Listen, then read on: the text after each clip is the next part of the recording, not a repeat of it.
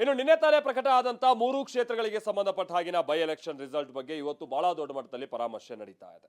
ಅದರಲ್ಲೂ ಕೂಡ ಚನ್ನಪಟ್ಟಣದಲ್ಲಿ ಸೋಲಿಗೆ ಏನ್ ಕಾರಣ ಆಯ್ತು ಅನ್ನುವಂತ ವಿಚಾರವಾಗಿ ದಳಪತಿಗಳು ಒಂದ್ ಕಡೆ ಲೆಕ್ಕಾಚಾರ ಹಾಕ್ತಾ ಇದ್ರೆ, ಮತ್ತೊಂದ್ ಕಡೆ ತಮ್ಮ ಗೆಲುವಿಗೆ ಏನ್ ಕಾರಣ ಆಯ್ತು ಅಂತ ಡಿ.ಕೆ. ಶಿವಕುಮಾರ್ ಇವತ್ತು ಹೇಳ್ತಾ ಒಂದು ಹೊಸ ಆಯಾಮವನ್ನ ಕೊಟ್ರು. ಅದು ಬಿಜೆಪಿಯವರು ಆರೋಪ ಮಾಡ್ತಾ ಇರೋ ಹಾಗೆ ತಂದಿಕ್ಕೋ ಕೆಲಸ ಮಾಡುವಂತ ನಿಟ್ಟಿನಲ್ಲಿ ಹೇಳಿದ್ರು, ಅಥವಾ ನಿಜಕ್ಕೂ ಅವರಿಗಿರುವಂತ ಮಾಹಿತಿನೋ ಅಥವಾ ಅವ್ರಿಗೆ ಗೊತ್ತಿರುವಂತ ಸಂಗತಿನೋ ಗೊತ್ತಿಲ್ಲ. ಇಲ್ಲಿ ಸಿ.ಪಿ. ಯೋಗೇಶ್ವರ್ ಅವರು ಇಷ್ಟೊಂದು ಮತ ಪಡಿಬೇಕಾದಂತಹ ನಿಟ್ಟಿನಲ್ಲಿ ಇದಕ್ಕೆ ಸಹಾಯ ಮಾಡಿದಂತವರು ಸ್ವತಃ ಜೆಡಿಎಸ್ ಹಾಗೆ ಬಿಜೆಪಿಯವರು ಅನ್ನುವಂಥ ವಿಚಾರವನ್ನ ಹೇಳ್ಬಿಟ್ರು. ಇದೇ ವಿಚಾರಕ್ಕೆ ಸಂಬಂಧಪಟ್ಟ ಹಾಗೆ ಈಗ ಪರ ವಿರೋಧದ ಚರ್ಚೆಗಳು ರಾಜ್ಯ ರಾಜಕೀಯದಲ್ಲಿ ಬಹಳ ಜೋರಾಗಿ ನಡೀತಾ ಇದೆ. ಡಿ.ಕೆ. ಶಿವಕುಮಾರ್ ಅವರು ಯಾವ ಒಂದು ಬೇಸಿಸ್ ಮೇಲೆ ಈ ಸ್ಟೇಟ್ಮೆಂಟ್ ಅನ್ನ ಕೊಟ್ಟಿದ್ದಾರೆ, ಆ ಸ್ಟೇಟ್ಮೆಂಟ್ ಮೇಲೆ ನಡೀತಾ ಇರುವಂತಹ ರಾಜಕೀಯ ಬನ್ನಿ ರಿಪೋರ್ಟ್ ಅಲ್ಲಿ ನೋಡ್ಕೊಂಬರೋಣ.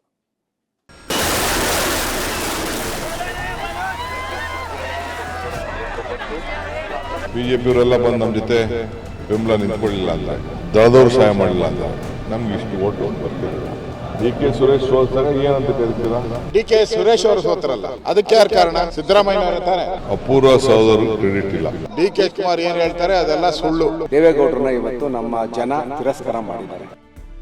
ದೇವೇಗೌಡರು ಸಾಹೇಬರು ಅಧಿಕಾರಕ್ಕೋಸ್ಕರ ರಾಜಕಾರಣ ಮಾಡ್ತಾ ಇಲ್ಲ. ಮಗನ ರಾಜಕೀಯದ ಭವಿಷ್ಯದ ಕನಸು ಛಿದ್ರ. ದೇವೇಗೌಡರ ಕೊನೆ ಆಸೆ ನುಚ್ಚು ನೂರು. ನಿಖಿಲ್ ರಾಜಕೀಯ ಎಂಟ್ರಿ ಮೂಲಕ ಜೆಡಿಎಸ್ ಕೋಟೆ ಭದ್ರಕ್ಕೆ ಹಾಕಿದ್ದ ಅಡಿಪಾಯವೇ ಕುಸಿದೋಗಿದೆ. ದಳಪತಿಗಳಿಗೆ ದೊಡ್ಡ ಮರ್ಮಾಘಾತವೇ ಆಗೋಗಿದೆ. ಎದುರಾಳಿ ಕಾಂಗ್ರೆಸ್ ಅನ್ನ ಬಗ್ಗು ಬಡಿಯೋದ್ರಲ್ಲೇ ಜೆಡಿಎಸ್ ಸೋತೋಗಿದೆ. ನಿರಾಸೆಯಲ್ಲಿರುವ ಹೊತ್ತಿನಲ್ಲೇ ದಳಪತಿಗಳಿಗೆ ಗಾಯದ ಮೇಲೆ ಬರೆಯೊಂದು ಹಾಕಿರುವ ಶಾಕಿಂಗ್ ಸುದ್ದಿ ಕೇಳಿಸಿದೆ. ನಿಜಕ್ಕೂ ಈ ಒಂದು ಸುದ್ದಿಯನ್ನ ಕುಮಾರಸ್ವಾಮಿಯೇ ಊಹೆ ಮಾಡಿರಲಿಲ್ಲ. ಅದೇ ಡಿಸಿಎಂ ಡಿಕೆಶಿ ಆಡಿದ ಸ್ಫೋಟಕ ಹೇಳಿಕೆ ಸಂಚಲನ ಸೃಷ್ಟಿಸಿದೆ.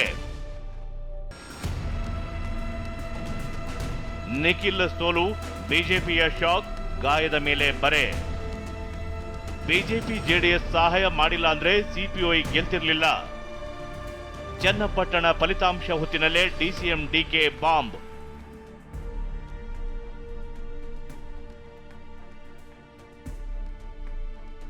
ಚನ್ನಪಟ್ಟಣದಲ್ಲಿ ಸೋಲಿನ ಹೊಡೆತದಿಂದ ಇನ್ನೂ ದಳಪತಿಗಳು ಚೇತರಿಸಿಕೊಂಡಿಲ್ಲ. ಈ ಹೊತ್ತಿನಲ್ಲೇ ಮಿತ್ರರೇ ಗಾಯದ ಮೇಲೆ ಬರೆ ಎಳೆದಿರುವ ಸ್ಫೋಟಕ ಹೇಳಿಕೆಯೊಂದನ್ನ ಡಿಸಿಎಂ ಡಿಕೆ ಕೊಟ್ಟಿದ್ದಾರೆ. ಚನ್ನಪಟ್ಟಣದಲ್ಲಿ ಬಿಜೆಪಿ ಜೆಡಿಎಸ್ ಸಹಾಯ ಮಾಡಿಲ್ಲ ಅಂದ್ರೆ ಯೋಗೇಶ್ವರ್ ಗೆಲ್ತಿರ್ಲಿಲ್ಲ ಅಂತ ಡಿಸಿಎಂ ಡಿಕೆ ಅಚ್ಚೇರಿ ಹೇಳಿಕೆ ಕೊಟ್ಟಿದ್ದಾರೆ. ಇದೇ ಒಂದು ಹೇಳಿಕೆ ದಳ ಮನೆಯೇ ಗಡಗಡ ಅನ್ನುವಂತಾಗಿದೆ. ಈ ಮಧ್ಯೆ ನಮಗೆ ಬಹಳ ಜನ ಸಹಾಯ ಮಾಡಿದ್ದಾರೆ, ಎಲ್ಲ ಪಾರ್ಟಿಯವರು ಮಾಡಿದ್ದಾರೆ. ಕಾಂಗ್ರೆಸ್ ಗಿದ್ದಿದ್ದು ಬರೀ 14,000 vote last time assembly. Parliament ಸ್ವಲ್ಪ ಜಾಸ್ತಿ ಆಗಿದೆ. ಈಗೂ ಕೂಡ ದಳದ ಅನೇಕ ನಾಯಕರುಗಳೆಲ್ಲ ನಮಗೆ ಬೆಂಬಲವಾಗಿ ಸಪೋರ್ಟ್ ಮಾಡಿದ್ದಾರೆ. ಬಿಜೆಪಿಯವರು ಮಾಡಿದ್ದಾರೆ. ಬಿಜೆಪಿಯವರೆಲ್ಲ ಬಂದು ನಮ್ಮ ಜೊತೆ ಬೆಂಬಲ ನಿಂತ್ಕೊಳ್ಳಿಲ್ಲ ಅಂದರೆ, ಅವರು ಪರೋಕ್ಷವಾಗಿ ಪ್ರತ್ಯಕ್ಷವಾಗಿ ಸಹಾಯ ಮಾಡಿಲ್ಲ ಅಂದಿದ್ರೆ, ದಳದವ್ರು ಸಹಾಯ ಮಾಡಿಲ್ಲ ಅಂದರೆ ನಮ್ಗೆ ಇಷ್ಟು ಓಟ್ ಬರ್ತಿರಲಿಲ್ಲ. ನಾವು ಅದಕ್ಕೆ ಅವ್ರಿಗೆಲ್ಲ ಅಭಿನಂದಿಸ್ತೇನೆ. ಮುಂದಕ್ಕೆ ಅಭಿವೃದ್ಧಿ ಮಾಡ್ಕೊಂಡು ಹೋಗೋಣ, ಅದು ನಮ್ಗೆ ಇಂಪಾರ್ಟೆಂಟ್. ನೆನ್ನೆ ಅಶ್ವತ್ಥ ನಾರಾಯಣ ಏನು ಹೇಳಿದ್ದಾರೆ, ನನಗೆ ಗೊತ್ತು ಯೋಗೇಶು ಗೆಲ್ತಾರೆ ಅನ್ನೋದು ನನಗೆ ಗೊತ್ತಿತ್ತು ಅಂತ ಅವ್ರು ಹೇಳಿದ್ದಾನೆ. ಅವ್ರಿಗೆ ದಡ್ರ ಜಿಲ್ಲಾ ಮಿನಿಸ್ಟರ್ ಆಗಿದ್ದವರು, ಅವರು ಡೆಪ್ಟಿ ಚೀಫ್ ಮಿನಿಸ್ಟರ್ ಆಗಿದ್ದವರು, ಅವ್ರಿಗೆ ಜನರಲ್ ಮಾಡಿ ಗೊತ್ತಿತ್ತು. ಈಗ ಚನ್ನಪಟ್ಟಣದಲ್ಲಿ ಇರೋಂಥ BJP ಕಾರ್ಯಕರ್ತನ ಬಿಡಿ, ಈಗ ಗುರ್ತು ಮಾಡಿ ಇಟ್ಕೊಂಡಿದ್ರಲ್ಲ, ಬೆಳಗ್ಗೆ ಇದ್ರೆ ಅವ್ರನ್ನ ಕರ್ಕೊಂಡು ಹೋಗೋದು, ಅವ್ರ ಮನೇಲಿ ಇರೋದಿಲ್ಲ. ಅವರೆಲ್ಲ ಯಾರಿಗೂ ಓಟ್ ಹಾಕಿದ್ದಾರೆ, ಅವ್ರ ಬೂತ್ಗಳೆಲ್ಲ ಯಾರಿಗೂ ಓಟ್ ಬಿದ್ದಿದೆ. ನಾನು ಬಿಚ್ಚಿ ಮಾತಾಡಕ್ ಹೋಗಲ್ಲ ಅದೆಲ್ಲ. ಇನ್ನು ನೀವು ಡಿ.ಕೆ. ಸುರೇಶ್ ಸೋಲಿಸಿದ್ರಿ ಎಂದ ಡಿಕೆಗೆ ಕೌಂಟರ್ ಕೊಟ್ಟ ಆರ್ ಅಶೋಕ್. ಹಾಗಾದ್ರೆ ಡಿ.ಕೆ. ಸುರೇಶ್ರನ್ನ ಸಿಎಂ ಕಾಂಗ್ರೆಸ್ನವರೇ ಸೋಲಿಸಿದ್ದು ಅಂತ ನಾನ್ ಹೇಳ್ತೀನಿ ಅಂದ್ರು. ಡಿ.ಕೆ. ಸುರೇಶ್ ಸೋಲ್ಸಾಗ ಏನಂತ ಕರಿತೀರಾ? ಇದೇ ಯೋಗೇಶು ಇವರೆಲ್ಲ ಬಿಜೆಪಿ ಇದ್ರಲ್ಲಪ್ಪ, ದಳ ಮಂತಂದವನ್ನ ಎತ್ಕೊಂಡೋಗಿ ಬಿಜೆಪಿಗೆ ನಿಲ್ಲಿಸ್ಬಿಟ್ಟು ಅವ್ರ ಬಾಮ ಇದನ್ನ ಅದನ್ನೇನಂತ ಕರಿತೀರಿ ನೀವು? ಅದಕ್ಕೆ ಯಾವ ಪದ ಜೋಡಣೆ ಮಾಡ್ತೀರಿ ನೀವು? ಸುಮ್ಮನೆ ಮಾತಾಡ್ತಾರಷ್ಟೇ. ಹಿಂದೆ ಇದೇ ಕ್ಷೇತ್ರದಲ್ಲಿ ಬರುವಂತ ಕನಕಪುರ ಕ್ಷೇತ್ರ, ಅಲ್ಲಿ ಡಿ.ಕೆ. ಸುರೇಶ್ ಅವರು ಸೋತ್ರಲ್ಲ, ಅದಕ್ಕೆ ಯಾರು ಕಾರಣ? ಕಾಂಗ್ರೆಸ್ ಅವರೇ ತಾನೆ, ಸಿದ್ದರಾಮಯ್ಯ ಅವರೇ ತಾನೆ. ಒಪ್ಕೊಂತಾರ ಅವ್ರು ಒಪ್ಕೊಳೋದಾದ್ರೆ ಆಮೇಲೆ ನಾವು ಮಾತಾಡ್ತೀನಿ. ಅದರಿಂದ ಇಲ್ಲಿ ತಂದಿಕ್ಕೋ ಕೆಲಸವನ್ನ ಡಿ.ಕೆ. ಶಿವಕುಮಾರ್ ಮಾಡಬಾರ್ದು. ಬಿಜೆಪಿಯೇ ಸಪೋರ್ಟ್ ಮಾಡಿರೋದು ಬಿಚ್ಚಿಡ್ತೀನಿ ಅಂತ ಡಿಸಿಎಂ ಡಿ.ಕೆ. ಶಿವಕುಮಾರ್ ಹೇಳಿದ್ರು. ಇದಕ್ಕೆ ಕೌಂಟರ್ ಕೊಟ್ಟ ಆರ್ ಅಶೋಕ್, ಮೊದಲು ನಿಮ್ಮಿಬ್ಬರ ಜಗಳ ಬಗೆಹರಿಸಿಕೊಳ್ಳಿ ಅಂದ್ರು.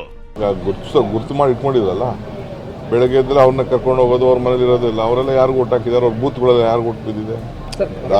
ನಾನು ಬಿಚ್ಚಿ ಮಾತಾಡಕ್ ಹೋಗಲ್ಲ ಅದೆಲ್ಲ. ನಮ್ಮ ಪಾರ್ಟಿಯಿಂದ ತಗೊಂಡು ಚುನಾವಣೆಯಲ್ಲಿ ಕ್ಯಾಂಡಿಡೇಟ್ ಮಾಡಿ ಇವತ್ತು ನಮಗೆ ಸವಾಲಾಗ್ತಿರಲ್ಲ ನೀವು. ಅದರಿಂದ ಡಿ.ಕೆ. ಶಿವಕುಮಾರ್ ಏನು ಹೇಳ್ತಾರೆ ಅದೆಲ್ಲ ಸುಳ್ಳು.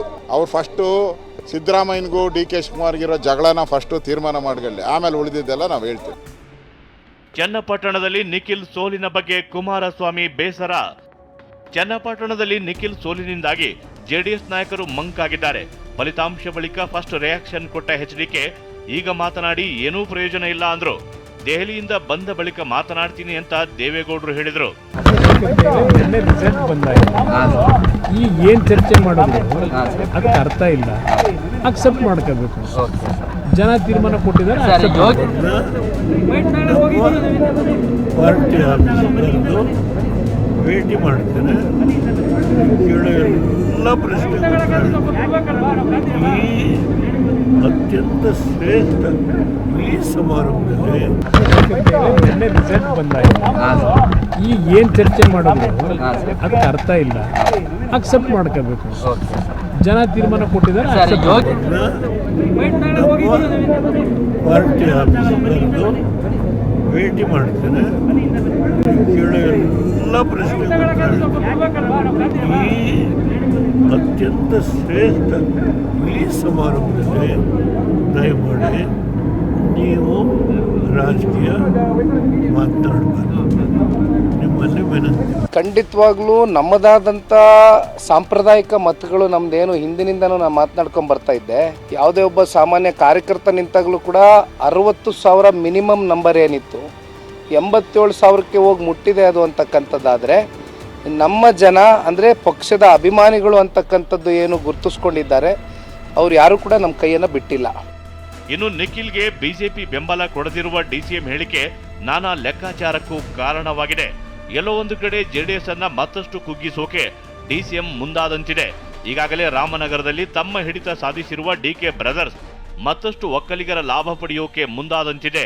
ಇದು ಜೆಡಿಎಸ್ ಹಾಗೂ ಬಿಜೆಪಿ ಮಧ್ಯೆ ಗೊಂದಲ ಸೃಷ್ಟಿಗೂ ಕಾರಣವಾದ್ರೂ ಅಚ್ಚರಿಯಿಲ್ಲ. ಬಿಜೆಪಿಯವರೆಲ್ಲ ಬಂದು ನಮ್ಮ ಜೊತೆ ಬೆಂಬಲ ನಿಂತ್ಕೊಳ್ಳಿಲ್ಲ ಅಂತ, ದಳದವ್ರು ಸಹಾಯ ಮಾಡಿಲ್ಲ ಅಂತ ನಮ್ಗೆ ಇಷ್ಟು ಓಟ್ ಬರ್ತಿರಲಿಲ್ಲ. ಇದೆಲ್ಲ ಬೇರೆಯಾದ್ರೆ ಮತ್ತೊಂದು ಕಡೆ ಜೆಡಿಎಸ್ ನಾಯಕರಿಗೆ ಮತ್ತಷ್ಟು ಆತಂಕ ಶುರುವಾಗಿದೆ. ಅದೇನು ಅನ್ನೋದನ್ನೇ ಎಳೆ ಎಳೆಯಾಗಿ ಹೇಳ್ತೀವಿ ನೋಡಿ. ಎಚ್.ಡಿ. ಕುಮಾರಸ್ವಾಮಿ ರಾಮನಗರ ಜಿಲ್ಲೆಯಲ್ಲಿ ಅಧಿಕಾರದಿಂದ ದೂರ ಉಳಿದಿದ್ದಾರೆ. ಈ ಮಧ್ಯೆ ಕಾಂಗ್ರೆಸ್ ಗೆಲುವಿನಿಂದ ಡಿಕೆ ಬ್ರದರ್ಸ್ ಯೋಗೇಶ್ವರ್ ನಡುವಿನ ಸ್ನೇಹ ಮತ್ತಷ್ಟು ಗಟ್ಟಿಯಾಗಿದೆ. ಹೀಗಾಗಿ ಇಬ್ಬರು ಸೇರಿ ಹಳೆ ಮೈಸೂರು ಭಾಗದಲ್ಲಿ ಸಂಪೂರ್ಣ ಹಿಡಿತ ಸಾಧಿಸಲು ಪ್ಲಾನ್ ಮಾಡಿಕೊಳ್ತಾರೆ. ಮುಂದಿನ ದಿನಗಳಲ್ಲಿ ಜೆಡಿಎಸ್ ಹಳೆ ಮೈಸೂರು ಭಾಗದಲ್ಲಿ ಅಸ್ತಿತ್ವ ಉಳಿಸಿಕೊಡೋ ಜವಾಬ್ದಾರಿ ಕುಮಾರಸ್ವಾಮಿ ಹೆಗಲ ಮೇಲಿದೆ. ಮೊದಲೇ ಗೆಲುವಿನ ಕೇಕೆ ಹಾಕ್ತಿರುವ ಕಾಂಗ್ರೆಸ್ ಒಕ್ಕಲಿಗ ಜೆಡಿಎಸ್ ನಾಯಕರಿಗೆ ಗಾಳ ಹಾಕಬಹುದು. ಶಾಸಕ ಜಿಟಿ ದೇವೇಗೌಡ ಪಕ್ಷದಿಂದ ಅಂತರ ಕಾಯ್ದುಕೊಂಡಿರೋದು ಈ ಪ್ಲಾನ್ಗೆ ಮತ್ತಷ್ಟು ಶಕ್ತಿ ತುಂಬಬಹುದು. ಎಲ್ಲ ಬೆಳವಣಿಗೆಗಳ ನಡುವೆ ಜೆಡಿಎಸ್ ಮುಖಂಡರನ್ನ ಹಿಡಿದಿಟ್ಟುಕೊಳ್ಳೋದೇ ಎಚ್ಡಿಕೆ ಮುಂದಿರುವ ಬಹುದೊಡ್ಡ ಸವಾಲು ಆಗಿದೆ. ಅದೇನೇ ಹೇಳಿ, ಚನ್ನಪಟ್ಟಣ ಚುನಾವಣೆಯಲ್ಲಿ ಮತದಾರ ಹಣೆ ಬರಹ ಬರೆದಾಗಿದೆ. ಆದರೆ ಇದೀಗ ಬಿಜೆಪಿ ಜೆಡಿಎಸ್ ನಾಯಕರೇ ಕಾಂಗ್ರೆಸ್ಗೆ ಸಪೋರ್ಟ್ ಮಾಡಿದ್ದಾರೆ ಅಂತ ಡಿಸಿಎಂ ಡಿಕೆ ಹಾಕಿರುವ ಬಾಂಬ್ ರಾಜ್ಯ ರಾಜಕೀಯದಲ್ಲೇ ಸಂಚಲನವನ್ನೇ ಸೃಷ್ಟಿಸಿದೆ. Bureau report, TV9.